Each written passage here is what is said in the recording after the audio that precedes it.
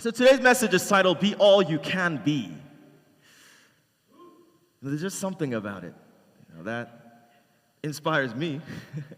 A couple of years ago, we have the brother here, Shingi Detlefson. He gave a talk, and he said his father's last words to him was to be all you can be. And I felt listening to that is God's voice talking to him and talking to each and every one of us. Because, truthfully speaking, who doesn't want to be all they could be? And sometimes something like this can be a bit daunting, can be a bit challenging, because maybe we feel we're past our prime in certain things. But the reality is, we are more capable than we think we are. Much, much more capable. But we underestimate how much preparation we need to be the best we can be. So someone at the age of 40 can still beat an 18-year-old in a race. It just takes a lot of preparation. It takes years and years of devotion because they're not as elastic. Otherwise, what happened to Akira-san would happen to that person. But be all you can be. When I was 7 years old, there was a Japanese missionary who came to Ghana. Two elder Japanese women, and one sister, she must have been about maybe 17 or 18 years old. I was about 7 years old at the time, and she was very kind. I remember one day I asked her, "What do you want to be?" And she said, "I want to be an air hostess." She wanted to be a flight attendant. And she's going to flight attendant school. And that's when I realized, oh wow, there's a lot that goes into being a flight attendant. You have to learn proper etiquette, manners, being able to relate with a whole bunch of different people. For many, you need to learn how to speak a different language as well. So that was her dream. That was her goal. I'm pretty sure today she is. I haven't followed up. I don't know how to follow up. But then she told us, it was my sister, myself, and my two younger brothers. My youngest brother was a little too young at the time. That in order for us to achieve our dreams, we need to draw it out on a piece of paper and put it on our bedroom wall and look at it every day. So when I was younger, I drew an image of a space shuttle. My dream was to be an astronaut. And I remember it very clearly. I spent a lot of time drawing it. My younger brother drew a whale. He wanted to be a whale. But I remember that time. I wanted to be an astronaut. And I never let it go for a very long time because there was just something about outer space that amazed me. Something about the infinite possibility that lies beyond. When I was given an academic merit award in my middle school, the owner of the school gave me a book about outer space. I don't think she knew my goals, but she gave me a book about it. And I read it diligently, just learning about supernovas, learning about black holes and about the universe as a whole. So I was really, really inspired, and I wanted to be an astronaut. But come my senior year of high school, I remember sitting in front of a computer, applying to schools, and I had to pick a major. And for some reason, in that moment, I started to question, is this possible? Is this feasible for me?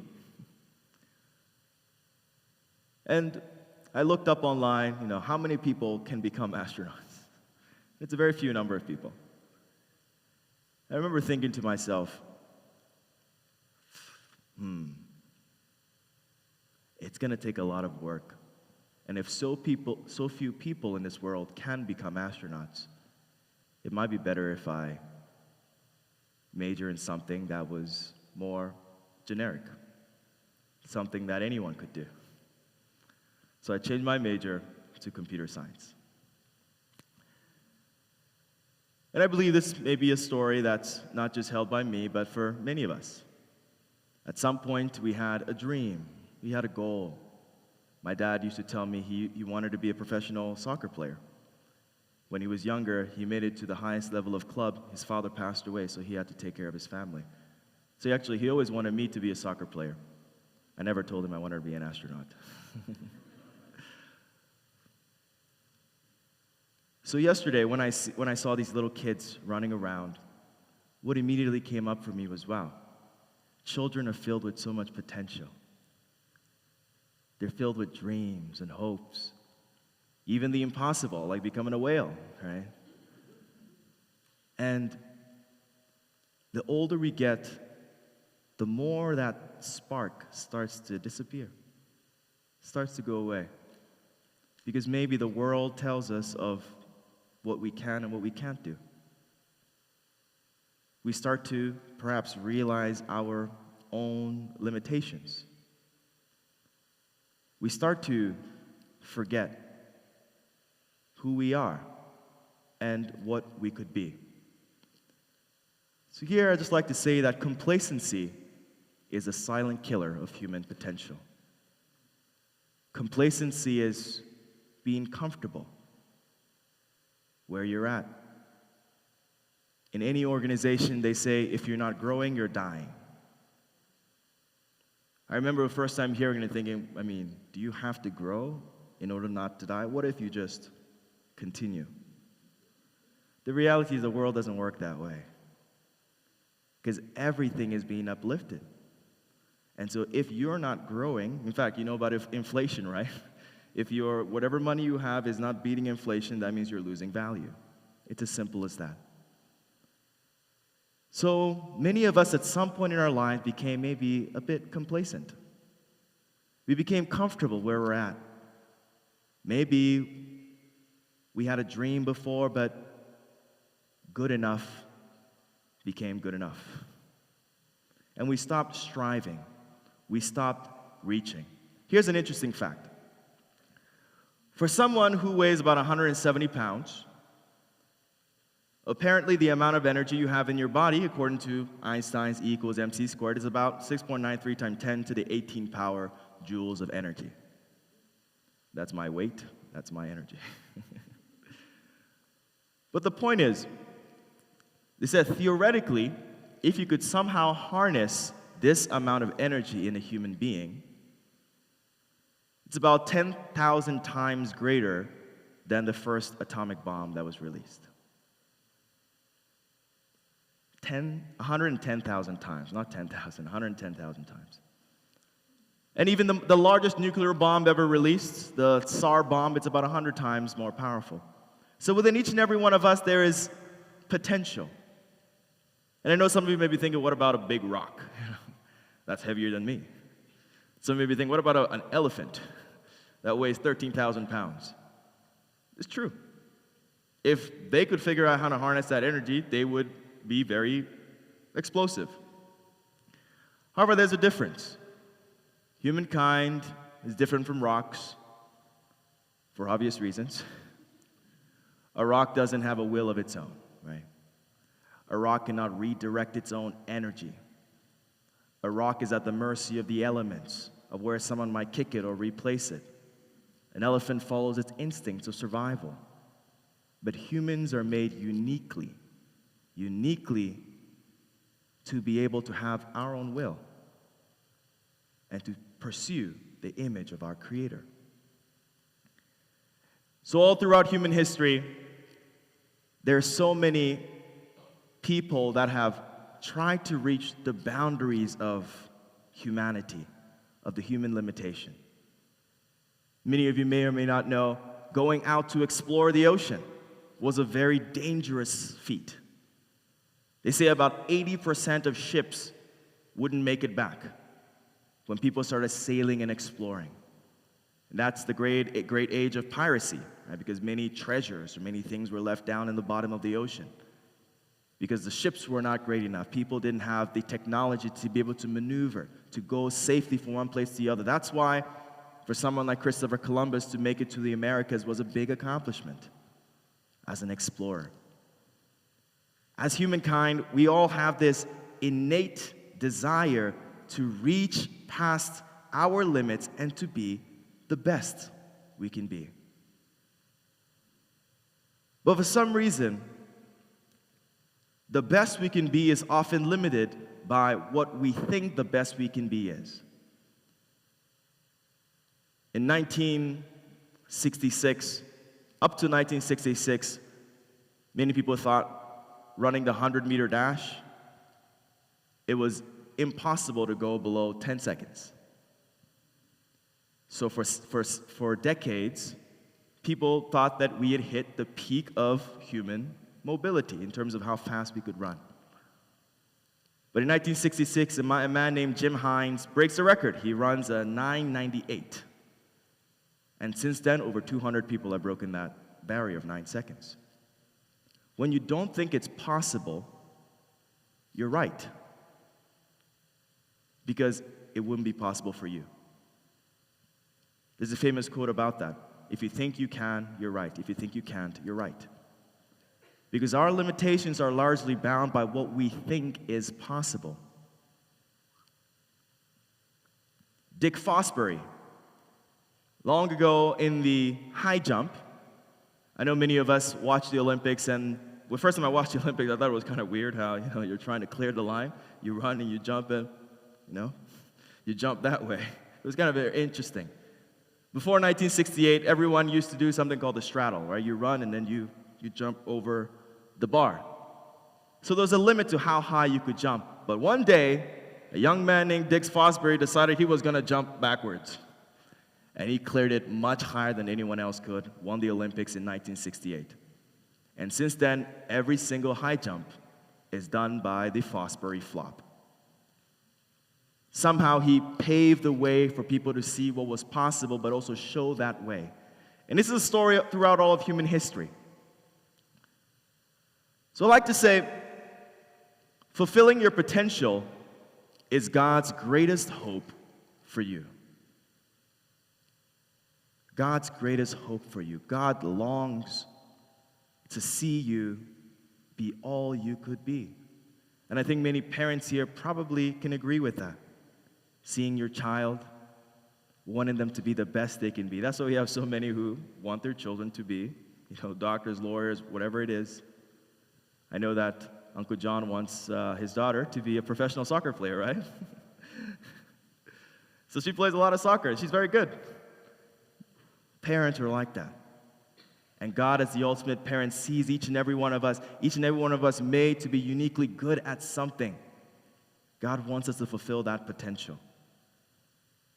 In Genesis 1:26, a verse we're all very familiar with, it reads, "Then God said, 'Let us make mankind in our image, in our likeness, so that they may rule over the fish in the sea and the birds in the sky, over the livestock and all the wild animals, and over all the creatures that move along the ground.'" The key verse here is, let us make mankind in our image. There is something about humankind that resembles the image of God. And it's not just part of the image, the full image. And what do we know of God? God is the ultimate creator. God is love. God is everything in this universe. And each one of us can be able to harness that creative power to become like God. It's said many times that the parents' hope is that their children can be better than themselves. And I can't help but believe that God looks at us and wants us to rise up to be everything that God had hoped. And maybe even, how do you say kuyashi in English? Maybe frustrated that we don't see our own potential. But the reality is, as we learn in the divine principle, We're created in the image of God, and with God we have this subject-object-partner relationship. A subject-object-partner relationship. We receive from God, and we give to God. It's this continual dynamic. Yet the outcome of that, the giving we can do, determines the amount of joy each party can feel. The problem is, if we limit our own ability to be able to give the most we can, it limits the amount of joy that can happen in that reciprocal relationship. So limiting our own selves limits our relationship with God.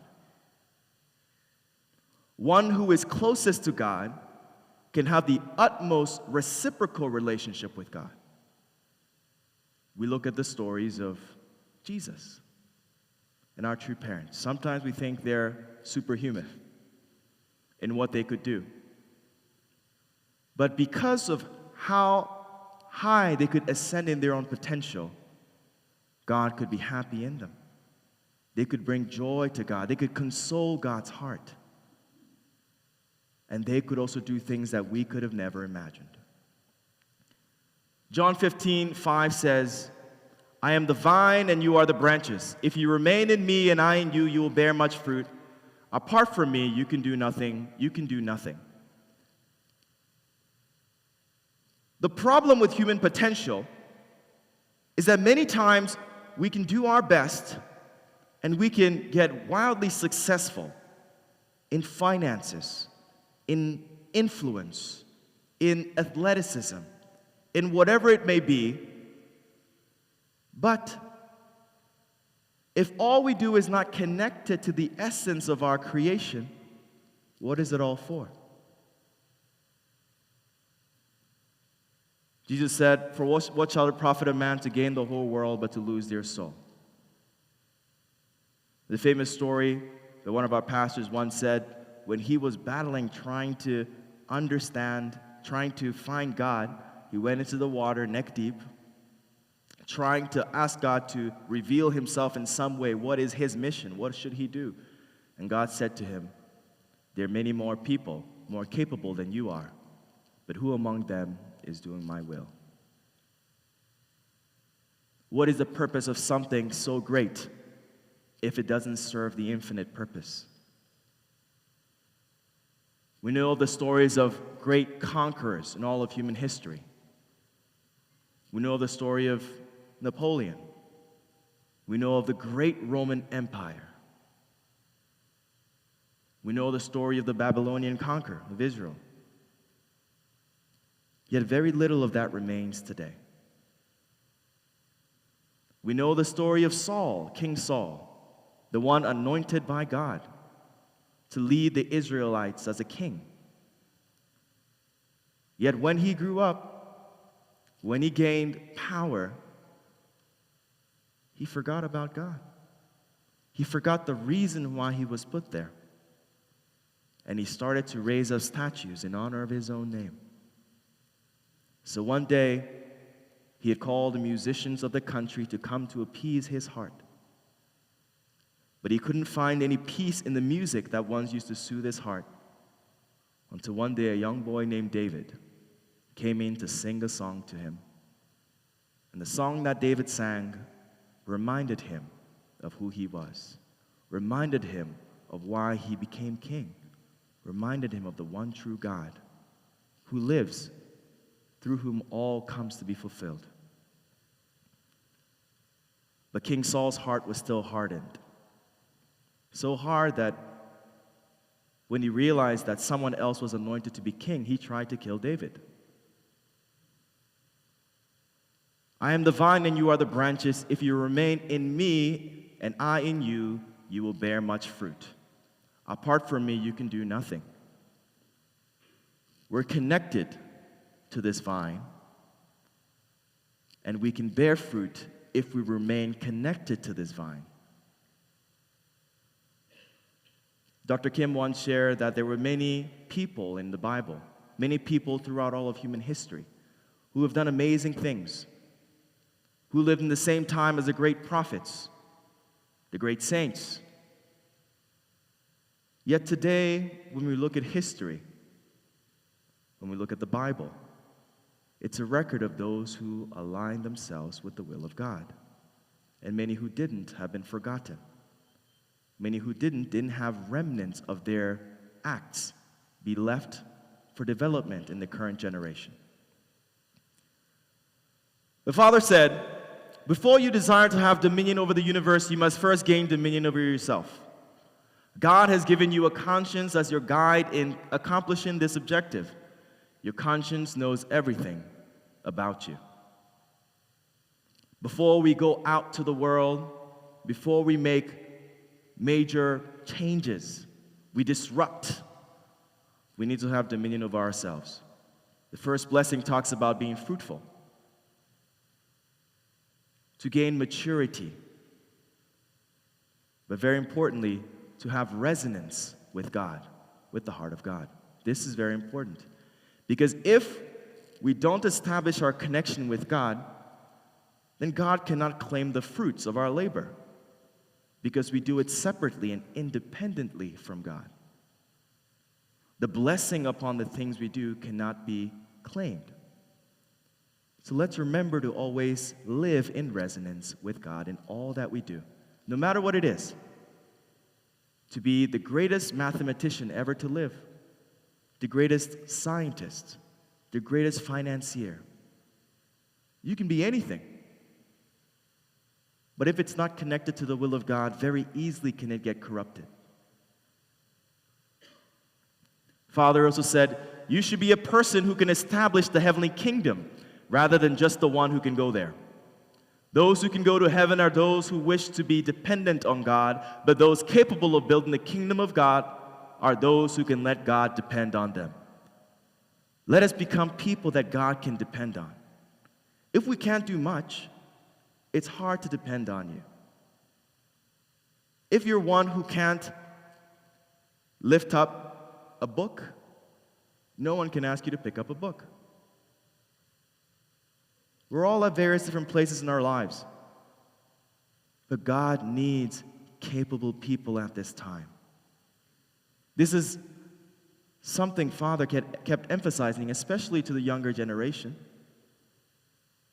These books were written when many of you were very young. And He's asking us, please become the best you can be in this world, no matter what it is. Because if we can be, then God has someone to depend on. God has someone to rely on. God's kingdom can grow much quicker. The only challenge is, the greater we grow, the more temptation we face. The more Satan tries to bring you down. And that's why it's so important, the origin of things.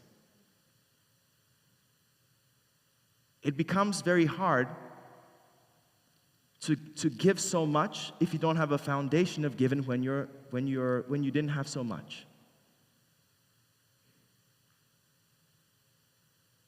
The rich young ruler came to Jesus and said to Jesus, "How can I be perfect?" And Jesus told him, and he said, "I follow all the laws. I've done everything." And Jesus said, "Go and sell all that you have and come and follow me." And the story says he walked away in great sorrow because he had too much to lose. God wants us to be great in so many different ways. But it saddens God's heart when He sees people like King Saul, who became a great king, yet had forgotten about God. And that's why it's so important for us to anchor our faith as deeply as possible, so that when we grow, our faith will not waver, and we can be a greater blessing to God. So how can we reach our potential?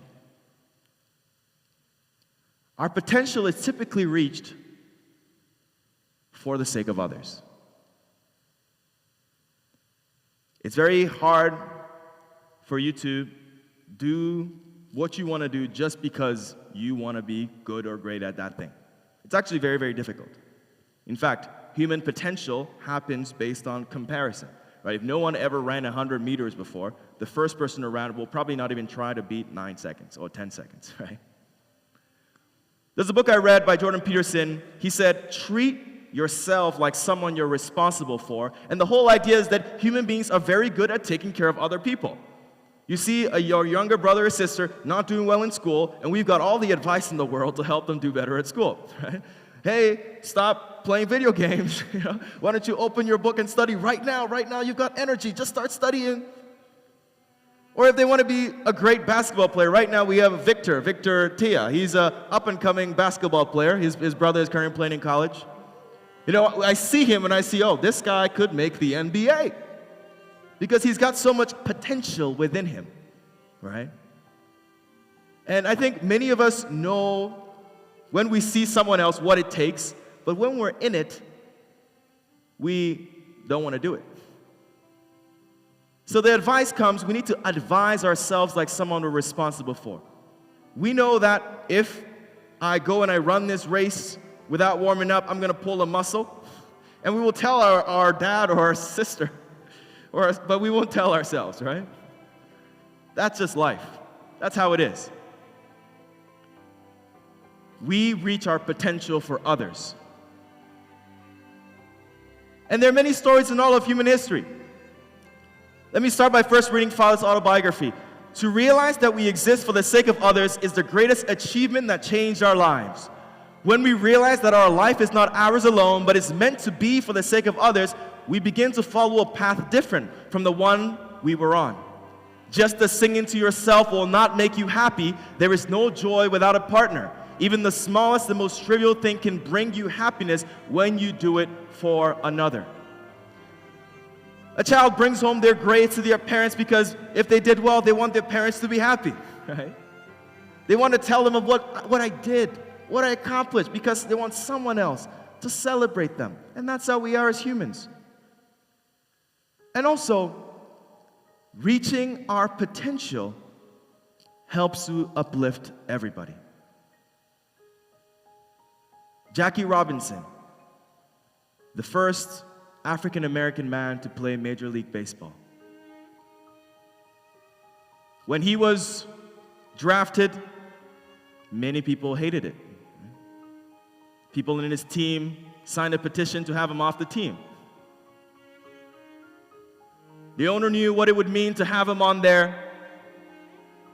But he remembered, the owner of the Brooklyn Dodgers remembered when he was a baseball player in university.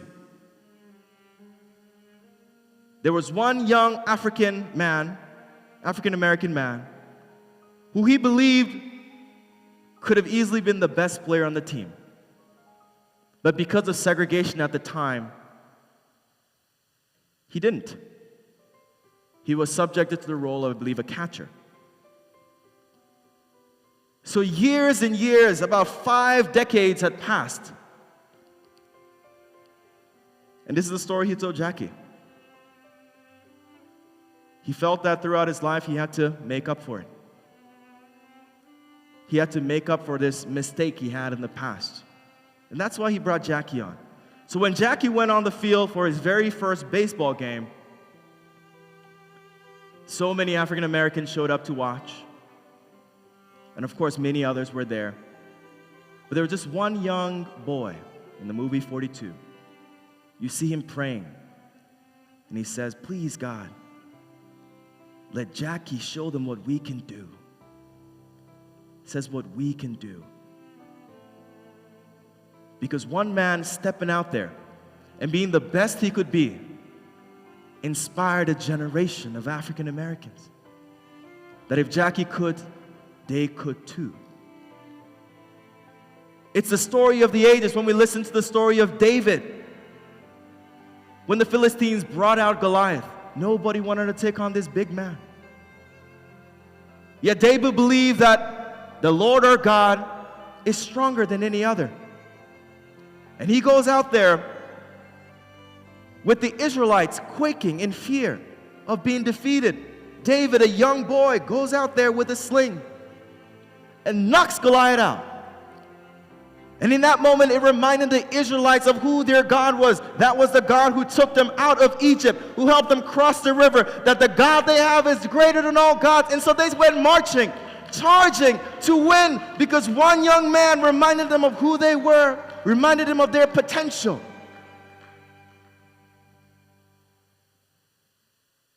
And many of us know maybe of Ken Miles, one of the greatest drivers ever to live.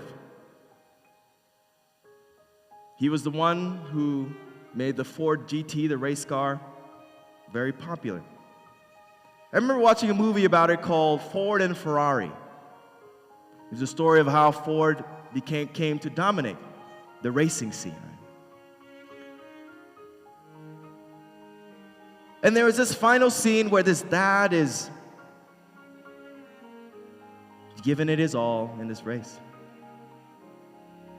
He refuses to quit. He's pushing his limits. And I remember his son just watching this race on TV. His dad knows his son is watching him. And he gives it all. In that moment, just watching that one scene, I started to cry. Because I thought, wow, this man, Ken Miles, is out there being the best he can be so that his child can be the best he could be. So his child had someone to look to, someone to celebrate, so that the child's potential in some way, shape, or form can be reached. And I believe that's God's heart for each and every one of us. God, throughout all of human history, has worked to make the impossible possible. And is waiting for the day where we can all rise up to fulfill that within our lives and in this world. Mother said, I have told you that this period, this moment, this time is the golden time in which we can fully demonstrate our filial hearts to Heavenly Parent and the true parents of heaven, earth, and humankind. This is truly a golden time. This is the most precious time in your life. A time in your life when you can leave victorious achievements that can be remembered for all eternity and for which you can be proud. This is a precious time to be alive with our true parents. It's a time where we can be remembered for all of human history, not because of us, but because we are moving together with our true parents. It's the golden age. And so I know for some of us, we're younger, maybe more spirited, maybe some are a little bit older, been around for over 55 years in this movement. But all the same, in God's eyes, we were all children. And Mother says, youth is a state of mind. So let's harness the merit of this age and let's move forward. Matthew 5:14 says, you are the light of the world. A town built on a hill cannot be hidden. In the same way, let your light shine before others, that they may see your good deeds and glorify your Father in heaven. If our good deeds are great and we continue to glorify God, we continue to come representing God, the world cannot help but marvel at how wonderful our Heavenly Parent is. When I was younger, my school was called Star Ward Preparatory School. That was my middle school and high school. And I remember going to that school when I was in nursery 2. I'm not sure what grade that is here, but it's 2 grades before kindergarten. And the first day I got into that school, it was the first time I was away from my dad, my family. I remember I just walked right in and I cried. I ran away from the class into the 3rd grade classroom. I hid underneath the table. The teacher gave me a toy he had confiscated from one of the boys to play with. But this was a young school. It's a young school. But our motto was, let your light shine. Let your light shine. The owner of the school was a Catholic woman. And her hope was that each and every student here in this school can be students that can fully manifest all that God has hoped for each and every one of us to be able to do. That as students of Star Ward, we can shine so bright and make a stamp in the world. It's preparatory school, primary school, elementary school, and middle school. Each and every one of us, as we saw earlier, have the potential within us that's just as great as the sun. That's how much energy we have in our bodies, if you can learn to harness it all. So in one way, when we say let your light shine, theoretically it could. But instead of exploding like a big star, let's manifest that into something amazing, something wonderful in our lives, whatever it is, whatever dream you may have today. Even if you don't have a dream, make a dream. Because it's never too late. It's never too late to live up to our potential. We know so many people who in old age fulfill their potential. Moses, at 80 years old, went back into Egypt to take his people out of there. It's not too late. And we all know we can. So let's put down the burdens and the limitations that we placed on ourselves since we were younger. Maybe it was something someone told you. Maybe it was something you told yourself. And let's aspire for something greater and be all we can be. God bless you all.